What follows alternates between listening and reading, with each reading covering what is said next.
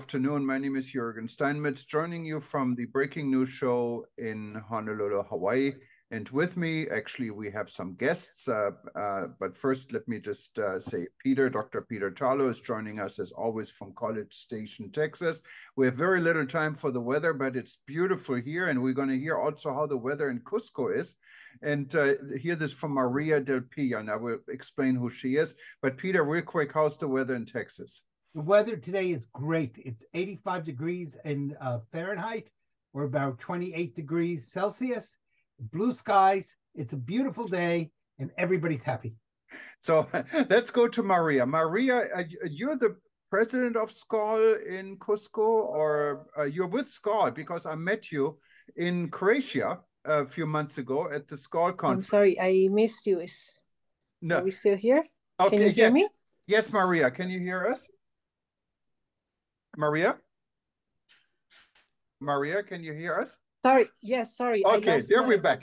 No, I was just saying, Maria is joining us from Cusco, Peru, what's in the Andes mountain.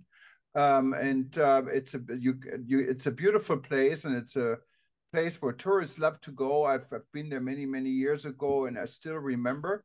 And whenever you fly to Cusco, you have to be very careful because it's really up and high. So don't do the mistake I do and drink pisco sour right after you land. You won't feel too good after that.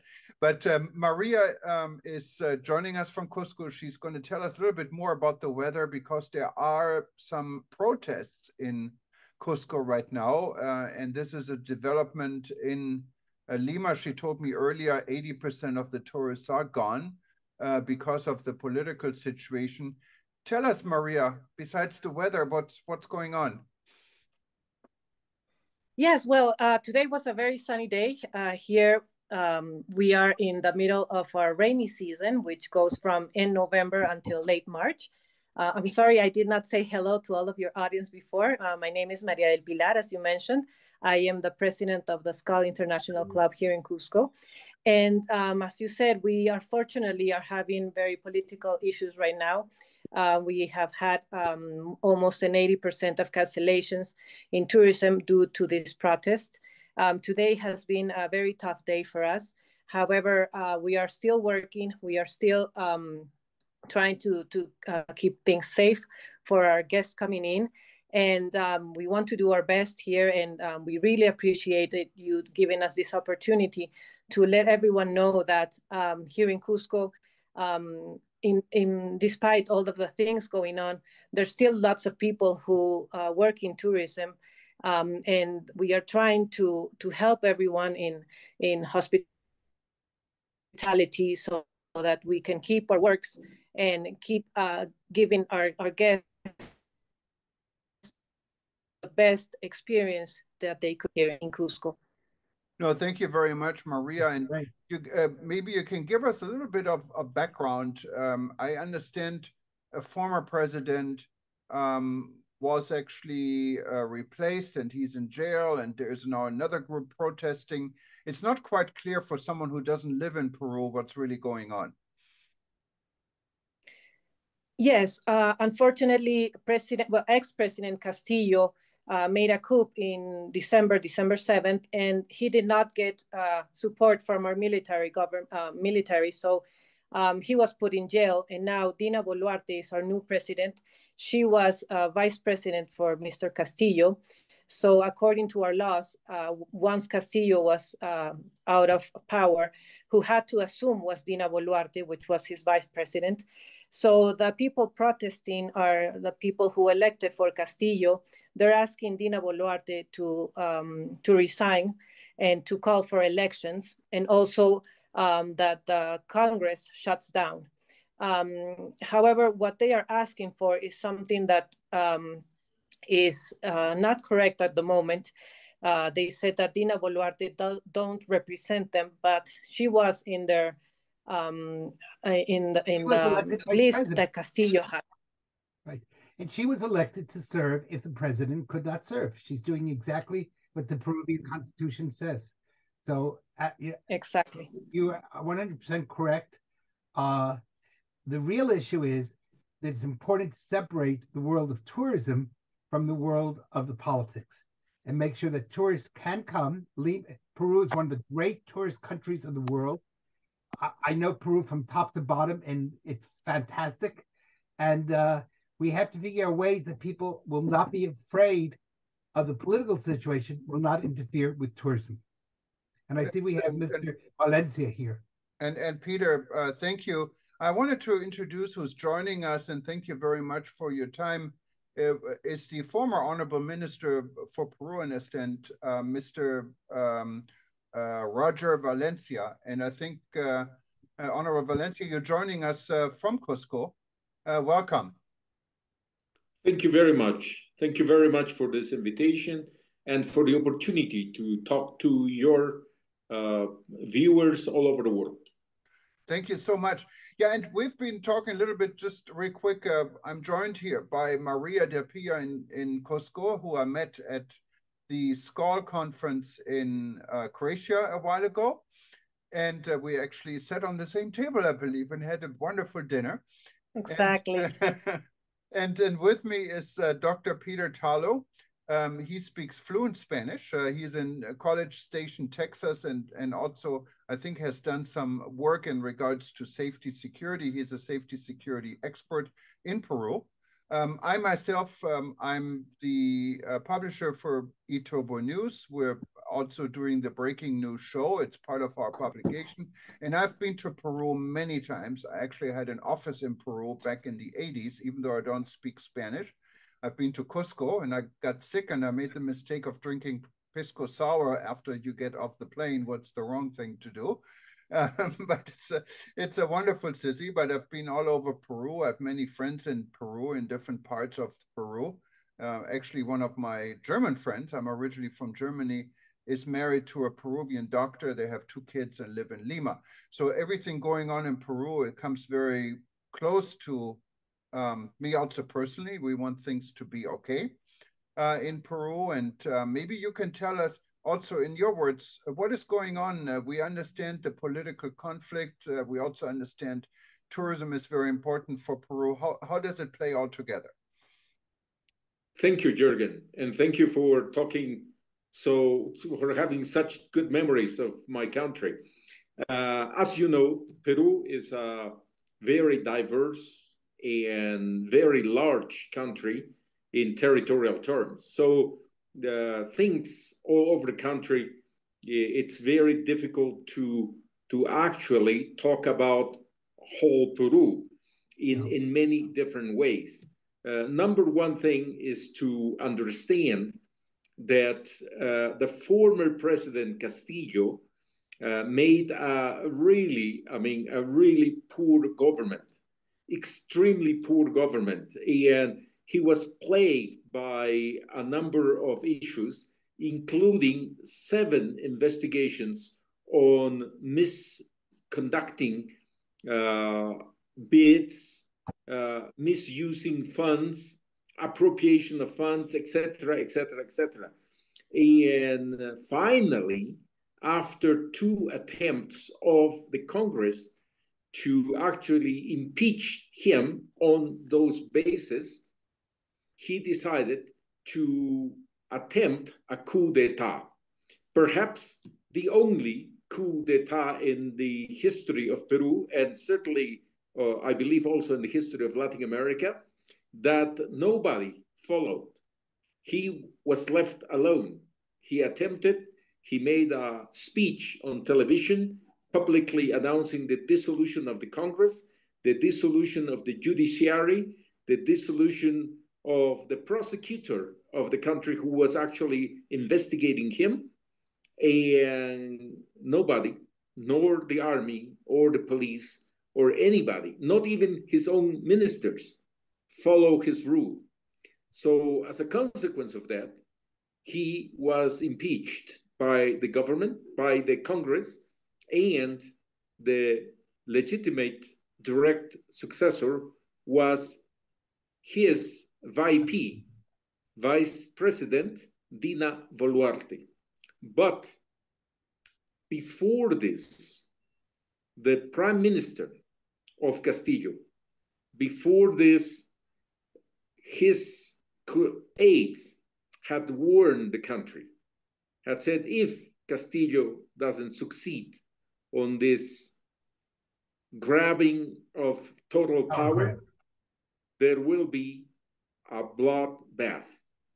Thanks to God, we don't have a bloodbath. We have several casualties to lament, and we have a lot of people who have been injured, particularly in the south of Peru, in the region of Puno.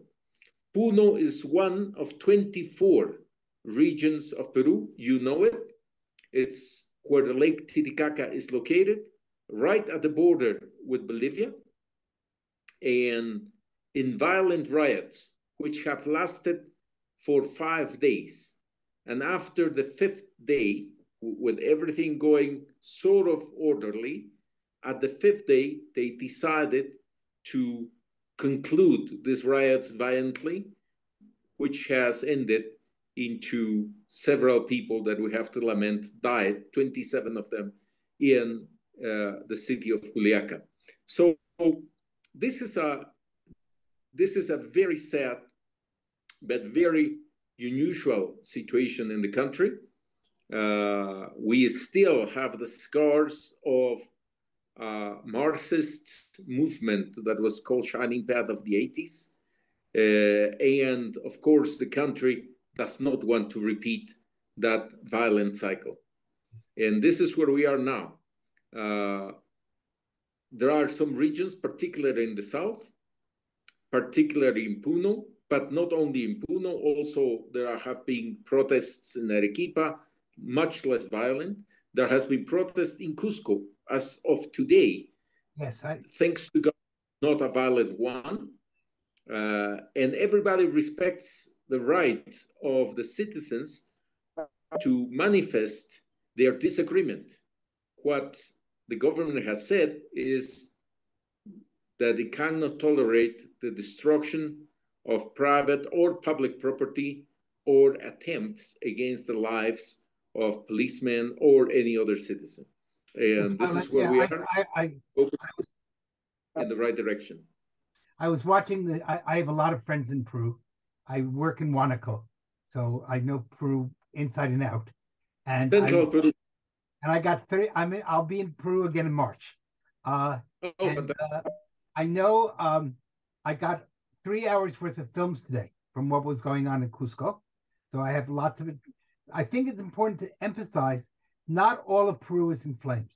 There are parts of the country where there's problems, but on the other hand, this is a really wonderful time to talk about rebuilding, of making Peru the safe place we want it to be, of making sure that tourists can come and have a wonderful time. And sometimes a crisis is a wonderful time to see either it can either be an opportunity or it could be a danger. So I'm hoping that my friends in Peru will make this an opportunity and not a danger, and that we'll be able to really begin to talk a lot about issues of tourism security, about cooperation with other Andean nations. There's certainly been problems in Bolivia also. I work in Santa Cruz in Cochabamba, so I'm well aware of the situation there. But I think the real issue is, how do we work to make Peru back on the tourism map? Because it's a fantastic country. If you haven't been to Peru, you ought to go. I encourage our audience to see it. And it has more wonderful things than almost any country in the world. But we have to get over the problem of the bad information that's now coming out from Peru that's making people afraid to go. So our real issue is, how do we rebuild? How do we go back? Yes. Let's go forward. Let's not go back. Let's go forward. Even better. Very nice. Very well said. I was thinking, how would we go back into the market? But you said it much more clearly. I think that it's very important that to understand that it is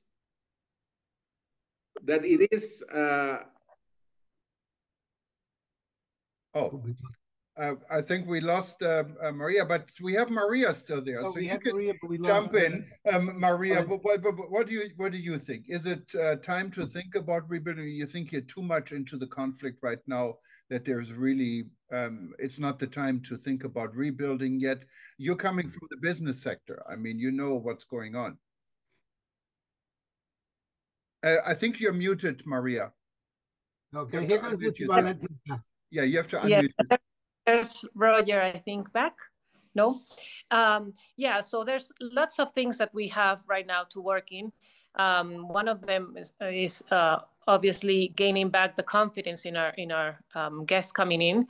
So we as a private sector have to start getting back on track. In fact, we are doing it right now. We are looking for different ways and different campaigns that we can do right now so that our guests feel safe coming in. As Peter was saying, it's not all of Peru that is in problems right now, and there's many other things that our guests can still come and visit.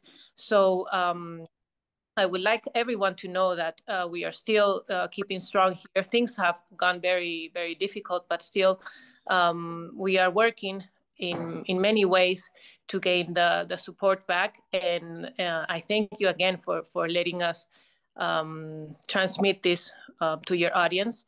And I am sure that in the couple weeks, there will be good news for everyone out there wanting to come to Peru.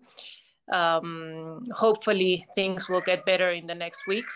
We still have to do a little bit of work this few weeks, but I'm sure that also not only the tourist attractions will be safer, but also the flights and hotels are also doing a lot of campaigns right now, a lot of promotions. So we're all working on this right now. And tourism, of course, as we all know, because of COVID, is a resilient industry, and it's always falling back on its feet. I can tell you from my personal experience in the 80s in Peru, when your former president, I think he was now incarcerated, Fujimori, was in power. We have 6 presidents incarcerated. Yes. But when I remember, and I was younger, a lot younger in the 80s, obviously, than I'm now, I never felt threatened. We had a lot of fun. I was in a small place called Corporación del Augustino. It's not a very wealthy place in Lima, but it was a very fun place. There was a German school also there. And I know we're sneaking through the backyards, trying to find beer and buy beer from places. So no one ever felt threatened. We actually had wonderful parties going on at the same time. So Peru, these situations sometimes come and they go. And that's, I think it's in many countries, South America is altogether is a very positive culture. And so what maybe sounds extremely dramatic in many parts of the world, when you're in the inside, may not all be so dramatic. Or did this change over the years? Yes, and also I'm sure many of you have heard, but just in December, many of our different attractions had been nominated and actually won first place, like Machu Picchu being named #1 attraction in the world. Also, Cusco was one of the best cities to visit. Many of our restaurants and also chefs have been nominated and won first place. So there's lots of things that tourists really can look forward here in Peru. Despite all the political things, we are all hardworking people. We really are very good with hospitality. So these are things that guests have to look for. And I'm sure that when they come to Peru, they will be surprised on how many things they can take back with good memories from here. Definitely the food. And we have, and we have Mr. Valencia, I think, since we're losing him, maybe we can give him the microphone before he's... before I lost the game. It lost Valencia. But I don't know. My question had been, what can we do to go forward? Yeah. What we do to go forward? The #1 thing is this is a matter of a few weeks' time, because the whole country has to communicate and has to come to agreements which are on the way of being processed. We have a National Agreement Council, which was in session yesterday, and which will come back to session next week. So number one is an agreement to proceed orderly into a governmental change due through elections. That's internal. That's the work we Peruvians have to do. The second thing, which is important, is that the world will understand the diversity of Peru. Peru is extremely diverse. You that have lived in Huánuco know how different Huánuco is within the same region. Yes. Half of Huánuco lays in the Amazonian basin, and the people who live there have different visions, have different understandings, have little common ground with us Andeans.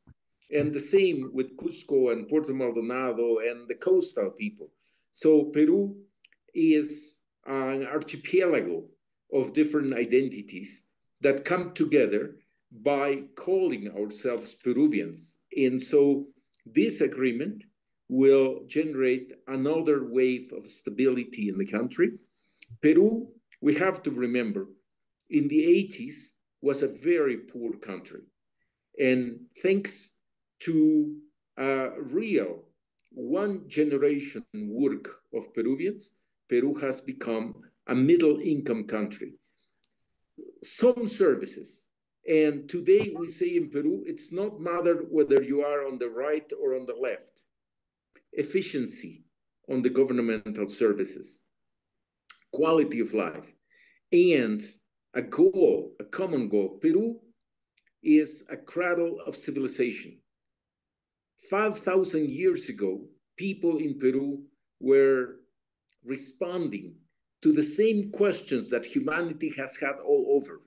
How to feed your people, how to take care of your elders, how to manage this archipelago of diversity.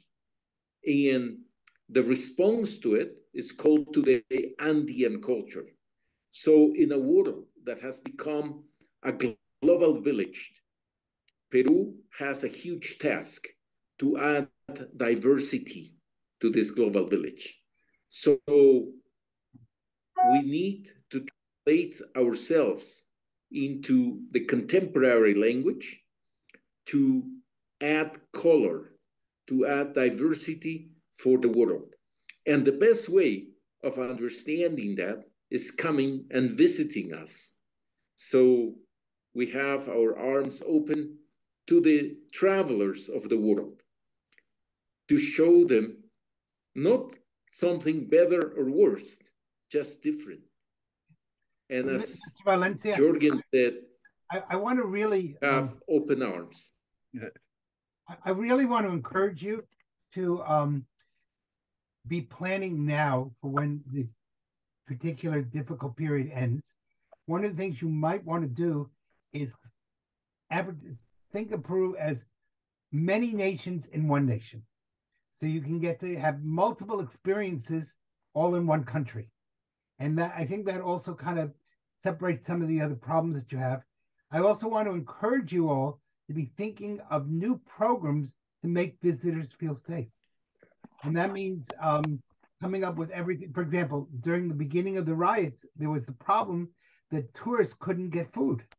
We need to have in the hotels a system so that hotels will always be able to feed visitors, won't be afraid of that. And making sure the world knows that Peru is there not just to speak, but to do. And that's really essential, that people see new, interesting programs that come through that are going to show that Peru cares and that Peru is going to learn from the experience and make it a better place than it ever was before. That will at least be my hope. No, well, thank you very much, Peter. And Peter, of course, everyone knows, is very much involved in safety security. He has done safety and security projects all over the world, including Peru. And thanks for your input, Peter. Maria, I know, has to go. She is sitting on pins and needles, and I'm so happy you stayed, because you said you have to go at 20 minutes ago, and you're still smiling. And thank you for this, and I appreciate it. Thank you. It's been a pleasure seeing you again. I thank you for this opportunity. I want to go ahead and invite all of your audiences to visit us soon. We will keep you noticed if we have any new information to give you, but we are really welcoming everyone with open arms, and we thank this platform. Thank you, Peter, for your input also, and I would love to be in touch with you and work some things together as well. Thank you again. Thank you. Are you in Cusco or Lima? I'm in Cusco. Yes, I'm in Cusco. Okay. I have a lot of friends in Cusco. Next time I'm there, we'll go out for dinner together. Yes, of course. And let's take Juergen out for some pisco sours as well. All right. Well, I can tell you, I'm now so hungry about Peruvian food. We have a wonderful Peruvian restaurant here in Honolulu. And for those that travel to Hawaii, it's right across from our main Walmart and Sam's Club here in downtown. Check it out. I forgot, it's Mama's Kitchen. That's what it's called. So I'm going to go there right now. Do you have Trader Joe's or Whole Foods in Honolulu? We don't have Trader Joe's. We have Trader Joe's every place. But unfortunately, not in our state here. So next time you visit any of them, they have a corn snack called Inca corn, which is from our farm. So if you find it, please take a picture and send it to me. My wife loves Trader Joe's, so I'll make look for it. I think we should end with a prayer for the people of Peru, that you all go from this state to a much better state, and that peace reigns across the country, and that 2023 started off a little bit difficult, but let's hope it ends on a wonderful note for everyone in Peru. Yes. We are looking forward to that, and I'm sure things will get better in the next couple of weeks. I think there's many people out there that still wants to continue working, and I'm sure we can all together make things good for our country. And I look forward to that. I'm really positive, and I know that this will end soon. And I just hope that our visitors will understand that things aren't as bad as the news says sometimes. They never are. The news always makes it worse. You always have to be a little bit careful of what journalists say, except for Juergen. All right, thank you guys. All right, and you have a nice evening. You're late, Maria, so go to your next meeting. And Peter, and I have my Inca Cola and my food, and I talk to you soon. Bye. Take care. Okay, bye. Bye. So what's your feeling about the world? What's the state of the world tourism? Oh, well, I think post-COVID. Tourism is bouncing back. It's the fastest growing of all the industries since COVID. And it is going to continue to grow. The impact of the recession will definitely reduce the rate of growth. Certainly from Asia, where the recession is going to be seen, more visible. But certainly in the West, North America, UK, and elements of Europe, we are going to see continued growth, because there is a pent-up demand, which is still not fully released, and the airlines and everybody are still having difficulty with supply chain issues. So the meeting of that demand is going to be, elongated. So we are not likely to see a significant fallout from tourism growth coming out of COVID. We certainly will take a longer time to get back to 2019 levels. Yes, sir. But we certainly will see a level of improvement. You are obviously one of the known figures worldwide, internationally for tourism, and you have played a key role in making Jamaica one of the top tourist destination in the world. What can Africa, cities and states learn from what you have been able to accomplish for Jamaica? It's a very interesting question because on the 17th of February, 15th, 16th, 17th of February, we're going to be having the first ever Africa-Caribbean Tourism Convergence. And so ministers from Africa, tourism ministers, airlines are going to be in Jamaica. Also, we're expecting the chairman of the Africa Exim Bank to make a presentation, since they've just earmarked $1.5 billion for investment in the Caribbean. And looking at how both the Caribbean and Africa can now collaborate to drive tourism. We think that we are the diaspora of Africa, and therefore it's an opportunity for what we call the reverse diaspora, where we who have grown tourism, and we are experts really in tourism in this side of the world, can offer to Africa a benefit in this regard. So it's a very exciting moment, and it's good that you asked the question, even you didn't know, but it is true, we are making the steps to build the relationship and to enable Africa to benefit from the expertise and skills and experience of its diaspora here in the Americas. Thank you, sir. Hello and good day again. My name is Juergen Steinmetz. We're back now, and we're going to be talking about a very interesting subject. It's about matching airline status. I know many of you are familiar with the different tiers in the airline aviation industry, and also in the accommodation industry, Marriott, where it's Marriott Gold Member or Bonvoy, or whether it's United Airlines Plus program or American Airlines. And we have Mark here. He's joining us actually from Malaysia. Mark is originally, he told me, from Brisbane, Australia. And he's working on a system that allows people to get a premium status, I guess, in an airline that they may have never flown this airline, but they get the status in anticipation of creating good business for this airline. Mark, welcome, and tell us a little bit more who you are and who you represent and what you do. Thanks, Juergen. It's great to be here. You explained it pretty well, actually. We see ourselves as a brand introduction tool for high value premium travelers, right? So premium travelers that normally, you know, you're in a loyalty program, you've got your gold, your platinum, whatever status, and you're pretty stuck on that brand, right? Because, I mean, you have to be to get that status, right? You can't really go shopping around every time you fly. You tend to fly with one airline or stay with one brand. And what that means is, in our eyes, you may be missing out on some of the other things out there. So we help you get status with another airline. It's called a status match, where we sort of sit in the middle between you and the airline or the hotel, and we try and get you an equivalent. For example, if you're gold status with one airline, we try and get you gold status with another airline straight off the bat. So you don't have to work your way from the bottom up again. You just, here it is. Now, please come and try our other airline, right? And so now, for the first time in your life, this is the brand introduction part. For the first time in your life, you're taking this other airline seriously. You're like, well, I've never thought about flying, I'm making it up, Frontier Airlines before, but now I've got status with them. I'm going to give it a shot.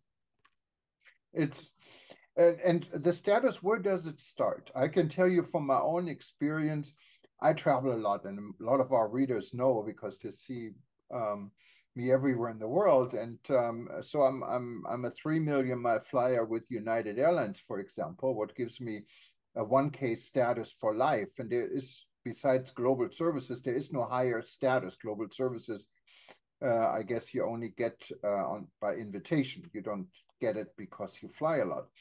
So I don't have to worry about my status. But when I did worry about my status, of course, you need to maintain these miles. But you also, when there is a status match, and I got several of these emails from competing carriers before, they don't match the same status. So the equivalent maybe for 1K would be, I don't know, with American Airlines, like super platinum flyer. I don't know what they call it on their end, but they always give you like 1 or 2 tiers below the highest. And then you say, okay, wait a minute, why should I try that? I have to work double as much to keep the status I have, and it's really not worth it. Yeah, I agree. Some airlines are a bit lousy in how they want to map your tier. You know, so your example of United 1K is probably executive platinum with American Airlines. That's sort of the top ish equivalent kind of thing. Apples and apples, kind of.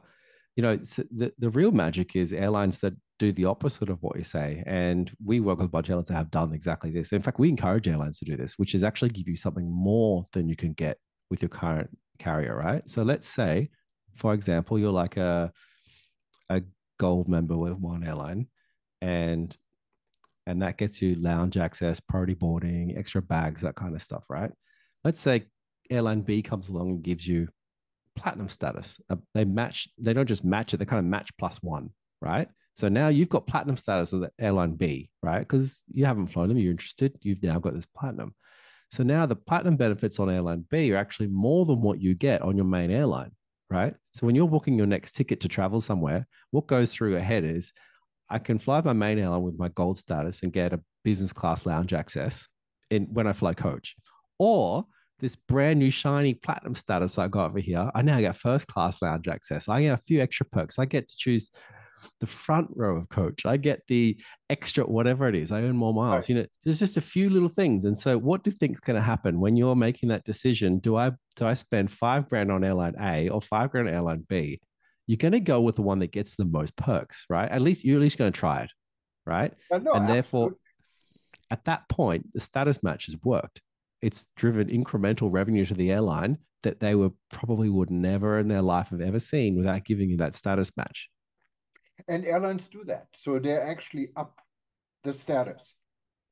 Well, some do, some don't. Right. We work with a bunch of airlines. We've got this, I don't want to call it consulting. It's nice. It's really a strategy piece on like, how do you maximize the most out of a status match promotion, right? And if you give people lower than what they have somewhere else, right? To your point earlier, it's less compelling, right? Because it's like, well, I'm used to boarding the aircraft first, and now I have to board after group 2 and 3, whatever it is, right? You know, I used to get 2 bags for free. Now you're offering me 1 to move my business. Hang on a sec. It's, you know, if you're gonna trade your status, you want to trade up, right? You don't trade down. No, that's an interesting way of doing it. So, would you reveal what airlines would do that, or how? I mean, obviously. The airline also has to be a fit for the consumer. You cannot just say, I'm going to match this status. Like here, like I live in the United States and Hawaii, and I know we have a lot of flights on Hawaiian Airlines, on United Airlines, on Delta, and on American Airlines. But Frontier, for example, you mentioned, doesn't fly here. Alaska Airlines, we have a few flights. So how would you match the airlines with is your client the consumer? I don't know who your client is eventually. Our client, I think there's 2 levels of client. I mean, really, the airline is our client because right. You know that's who the contracts with. One of my mentors years ago, he says, you can't have the customer and like the business as your client. Like only one of them is your real customer. Who is it? And I'm like, I don't know. How do you figure that? And he says, it's easy. You got 2 phones, one in each hand, and they're both ringing. One is an end customer and one is the B2B customer. Which one are you going to answer? I say, well, I'll answer the B2B one because that's where all the money is. Right, there you go. That's your customer. So there you go. Airline's our customer. But you know, at the same time, we feel like we're doing a service to travelers of the world because airlines, they've been running status match promotions for at least 35, 40 years. In 1986 is the first one that we can find. Someone sent a fax into American Airlines. And so like, it's not a new thing, but they're not that great at it. And so we sort of bring this level of expertise with it. You know, how can you make it more interesting? One of the oldest, easiest, cheapest ways for airlines to acquire new customers is status match. It's by far the cheapest, right? And there's no corporate sales teams. It's none of that stuff. It's just give out status to the right people in the right way. And there's ways to do it well and ways not to do it well. And we've figured out a lot of that, turn into a bit of a machine. And so when we go to airlines, we say, hey, look, we've got a big checklist, actually. You should see it. It's really good. It's like, what about this? Do you want these kind of people? Do you want to avoid these kind of people? And And when we launched this service at the end of 2020, a launch customer was Frontier Airlines, and it was a paid status match. And what it meant is the customer paid a fee to apply. It was a $49 fee to apply. Right. And I mean, that's obviously how our revenue model works there. And they paid to apply. And this was kind of genius at the time. There's a lot of really amazing PR that the airline got out of that. I remember one outlet said, this is charging the customer for a status match is very on brand for Frontier. And it went really, it did not detract from volume. There was many thousands of people that sort of went through that process and did it. And because people paid a fee, what happened is in their minds are like, if I'm paying $50 to do this, I'm going to use it. So people like, I'll show you, and they go out and fly the airline, right? It's like, hang on. So they're locking themselves, they're buying something, and then kind of like Amazon Prime, right? You pay a fee, and then where you going to shop? Right. Guess. Very good point. Now, do you have any statistics how many people as an average maybe stay with another airline once they go through the status match? Or are they just going to try to get the status for a few months and fall back to their old routine, go back to the airlines they flew before? This is a good question. I'll answer it in two ways. If you're an airline or a hotel, you're running a status match promotion, any customer you get through that is all incremental revenue, right? Because you're probably never going to get a cent from these people without running this promotion. So you're not going to see 100% of people that do a status match retain status on merit the following year or 3 months, like whatever it is, right? So you're never going to get to that level. But you also, that's not really the goal, because your goal is just to get some money in the door, and a percentage of those will convert and stay on. So, we've seen as high as within the first 90 days of taking a status match, this is a US carrier, 90 days taking a status through our platform, these people earned a mile in the program. So this is people booking and flying. Another very large Middle Eastern airline we work with has had some pretty compelling numbers. We've seen it's about 60% as well. People booking and flying, and like booking a new ticket and flying within, I think it's 60 or 90 days after getting a status match. Putting that my microphone's still there. Put it in comparison, prior to us existing, if you were to run a big status match campaign as an airline by yourselves, you'd be really lucky to get 10% of people that would go on to retain status on merit. So like, you get maybe 10, maybe slightly higher. Right. And that's it. That's if you did like a full year of status, not a trial, not like a 3-month trial. Those are less effective. And so you got a bunch of people that will go ahead and retain it next year on merit. Great customers. You get a bunch of people that do 1, 2, 3, 4, 5 flights. They do enough, but like they try it, but not enough to keep the status that you gave them, right? So maybe you drop them down a level, something like that. And then you got a bunch of people that just do nothing at all. So people who are really trying to keep the level, and if they're short like a few thousand miles, is there another status match after this, or that's it? You get it one time in your life? Generally, we leave it up to the airlines in terms of how they want to approach it. Some say like, this is a one. I was reading Alaska today that theirs is a one-time deal. You do it once, and you've got that stamp on your forehead for life. You can't go back. We work with. We had a big one with Air Canada just over a year ago. They had a quite a large campaign. From memory, I think they said 2 or 3 years you couldn't do another one for. So really, it's up. There's no hard and fast rule. It's kind of up to the airline how they want to approach it. As a centralized sort of platform, because we run status match for a lot of airlines, right? We obviously see people status matching different places. Yeah. So we have a centralized database. So we have the option to, if someone status matches from, Emirates over here, and then tomorrow they're trying to match into another partner we work with, we could block that, obviously, because, people sort of chain matching around. And so we do a pretty extensive database of global travelers that have been doing that. But, I think there's an opportunity for airlines and hotels here, and cruise lines, to be fair, anyone with the elite status game. I think it's one of the under monetized aspects of airline right now. You know, you hear a lot about ancillary revenue, you know, trying to sell people in the booking flow. And then when you're on board, trying to sell them stuff, buy on board and try and sell duty free, all kind of stuff, right? We've also heard about airlines selling points of miles and making billions of dollars out of it, right? And no one's really cottoned on to elite status, the thing that drives a lot of airline revenue. You know, people have status, represent about 5% of the airline's loyalty members, but they actually drive about 30% of ticket sales to the airline, right? So as a group, they're pretty darn powerful, right? You know, what about trying to monetize status a bit more? What about trying to sell status upsells? What about just selling status to people? You know, I think there's a big untapped opportunity there.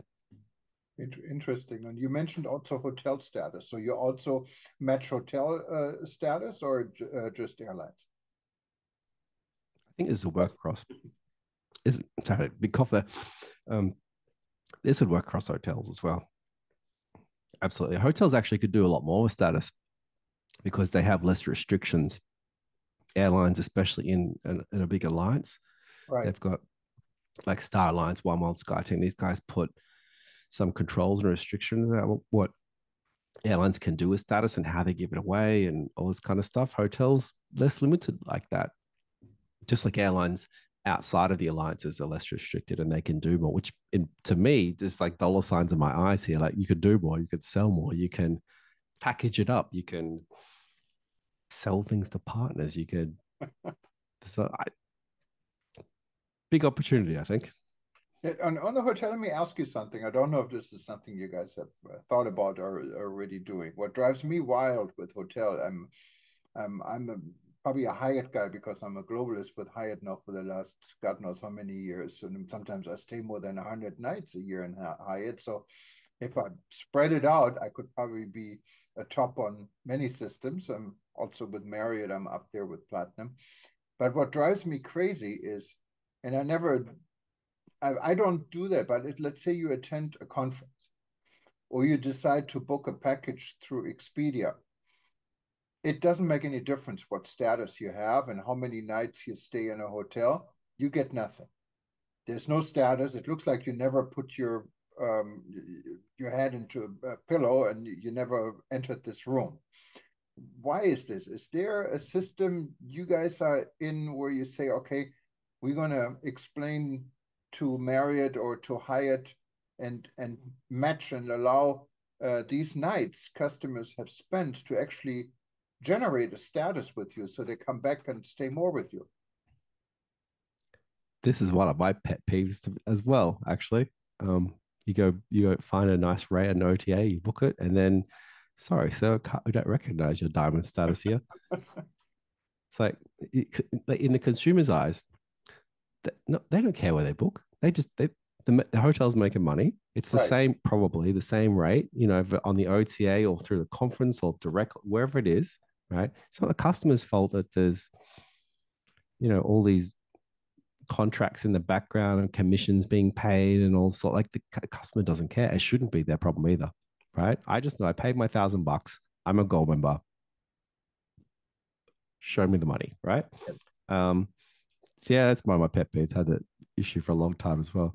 I think there's an opportunity here for OTAs to kind of step up here, right? Because OTAs, by and large, have pretty underwhelming loyalty propositions, right? I think hotels.com was probably most interesting on their, you know, buy 10, get one free kind of deal.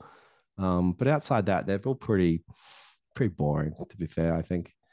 And, you know, what if sort of Expedia or someone came up and said, look, you know, if we know you're a gold member at these Marriott properties, the property may not honor you, but we're going to give you stuff. What about if they try to? But you don't get the same stuff. You know, a gold member with Expedia is probably not as good as getting a suite upgrade in your hotel, you know, because you're a platinum member. What if they? I don't have the answer here, but what if they tried something else? What if Expedia says, no, it's not Expedia Gold you get. We know you're Marriott, you're Bonvoy Gold, right? But we also know you're Diamond Hilton and you're Gold with a core, and they know like there's 4 or 5 different statuses. You've probably got 10 different top status at hotels. But imagine if the OTA knew all of that, right? how much different should the hotel treat you if they knew that your ability to spend with that brand is actually a lot more than that one night that they think you're spending there, right? I think there's probably some money in the data intelligence behind that, in trying to woo you as a customer a little bit more, just to bring a little bit more of that share wallet to their brand versus another brand, because when you check into that hotel, that Marriott property, they know your Marriott data, right? They know how many nights, how much value, but they've got no clue that you've spent 30 nights at the Holiday Inn next door in the last year, right? And they've missed out on 20 grand of bookings. They've got no idea. And I think that kind of thing, that kind of theme is where I think OTAs and other agents could really, sort of step in and try and add some more value. I don't know. I think there's an interesting play there. If someone can crack it. Yeah, and of course, hotels don't want you to go to Expedia or hotels.com or anywhere else to book because, as you said, they have to pay commission. But what you're saying is interesting, and I agree with you. If you generate, let's say, a gold status with Expedia and all the hotels Expedia books, whether it's Hyatt, Marriott, and who knows, Accor, doesn't make any difference. You get the same status because you have the status with Expedia. You got something here. But of course, it would also make Expedia quite powerful if the same wasn't offered to American Express Travel or a smaller travel agency. How are you going to solve this? From if you run a hotel, I think the honest thing for the hotel would be, and to not even worry about where the booking comes from, as long as the passenger arrives or a guest arrived, they should get their status honored, right? Don't you think so? I totally agree. It's not a guest's fault, like where they book. You don't penalize someone, because you booked through an app instead of our website, and our website is horrible to use. So just ignore that. But you book through an app that you really like using, like booking.com or hotels.com, something like that, right? Something really nice and simple. You use that. So we're going to penalize you by not giving you any of the points that you came to. It's just a bit odd in my eyes to do that to a customer, especially someone that has the ability to spend a lot on an ongoing basis as well.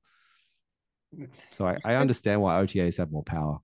Yeah, no, absolutely. It's going to be interesting, and maybe you guys can push some people to think about what you just said. It's an interesting scenario. Now, you said something. I think you sent us a press release last week, and that was actually the reason for me to respond to you about a tsunami you're expecting in status lost because of COVID. Can you explain this?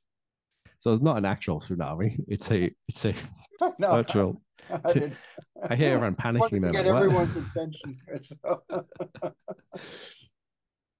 So loosely, the idea is this: if you've had elite status airline hotel in 2019, you probably still have that same status or higher today, right? You haven't dropped in status. All airlines extended status for free, hotels as well. And so you kept your gold status for the last nearly 3 years. Yeah.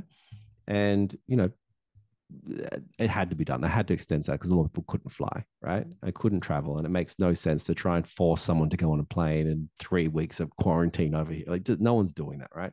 So everyone kept the status. So what's happened is now most loyalty programs work on a calendar year basis, especially in North America. And we're in January now. And none of the airlines want to extend status for free anymore, right? So they've kind of said, well, guys, you've had a couple of years, you've had an easy ride. We've done the right thing by keeping you at this level. It's now your turn to go out there again, right? The world's open, it's safe. Start spending money, right? And so what's happening now is there's about, our estimations is about 1 million Americans due to be downgraded in status in the next few months. Wow. Right? Globally, somewhat, could be up to about 10 million people, but in USA specifically about 1 million airlines elites. Now this is a big number, right? Because these people, we're not talking people that just done zero activity, like canceled credit cards and not flown at all in 2.5 years. Like, we're not talking that. We're talking people that They used to be a United 1K, used to fly enough for that, but they're just not there. They're still flying, they're still got the credit card, they're still making the company money, but just not as much as they used to, right? So now they're like a silver level, for example, right? So they're still valuable. They're just not 1K anymore. Yeah. And so airlines are sort of getting ready to downgrade these people, and there's a huge group. And so when these people get downgraded, this is what we talk about the tsunami. At that point, we actually sent out a survey to we sent it out to tens of thousands of top tier members in North America. We said, look, if your airline downgrades you, what are you going to do? Are you going to stop flying the airline? Are you going to keep flying? Are you going to keep spending with them? Are you going to keep the credit card? And like what, we asked a bunch of questions. You can check out at statuscliff.com. There's a survey there. And 86% of people said that they would move some or all of their business away from that airline if they were downgraded, right? So these are people who haven't flown or haven't taken the right activity to keep their status. And it's their own problem, right? It's like, it's their doing. It's not like the airline's taking it away. It's they haven't flown, right?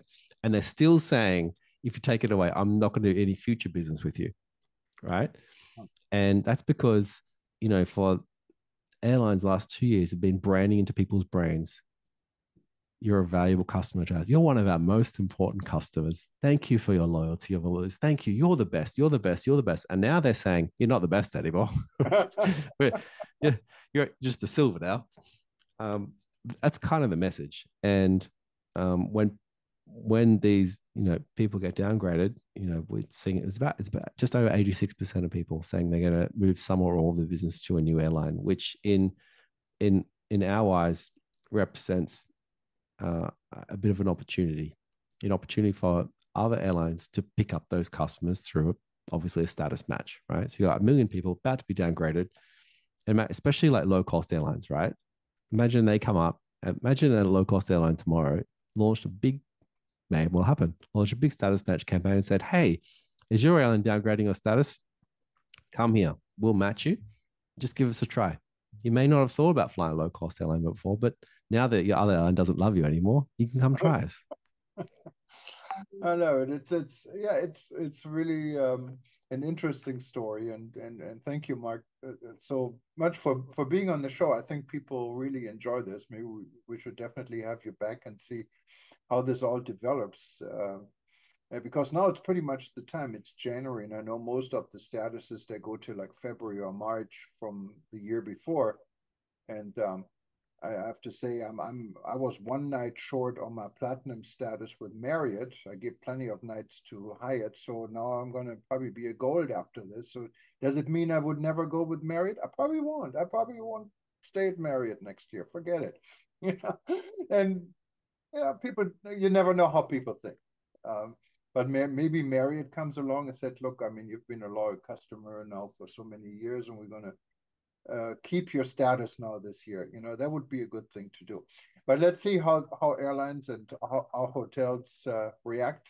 We don't know. But just to understand, if someone wanted to get a status match, can they go and contact you or go to your website? Yeah, if you have status with airline hotel, just go to statusmatch.com. It's free to register. You can check out what we've got, what we don't have. It's good to register. He does that because when there's future opportunities that come up that sometimes you don't know about, we alert you straight away if you qualify for it, which is great. Obviously, if you work for an airline, contact me as well. Love to do business. Yeah. So we do this, statusmatch.com. And thank you very much. You enjoy Malaysia. Happy New Year, and let's see how this year turns out. It looks like it's going to be exciting for your business. Let's hope so. Thanks for a great chat. Thank you very much. And everyone else, if you missed the beginning of the show, and you can just stay tuned, and we're going to show it again all day. And then later on, you can watch us, of course, on YouTube, or go to breakingnewsshow.com, and you can see our show also on eturbonews.com, aviation.travel, meetings.travel, and wherever you find us. Aloha from Hawaii, and thank you, Mark, again for joining us, and we see you all tomorrow. Bye-bye.